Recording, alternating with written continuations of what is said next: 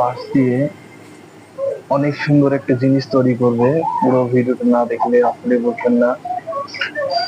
ভাই রে ভাই, এত সুন্দর বাঁশ দিয়ে যে একটা ভিডিও হবে এটা কখনো ভাবা যায় নাই। পুরো ভিডিওটা দেখার জন্য অনুরোধ রইল, পুরো ভিডিওটা দেখে আসেন।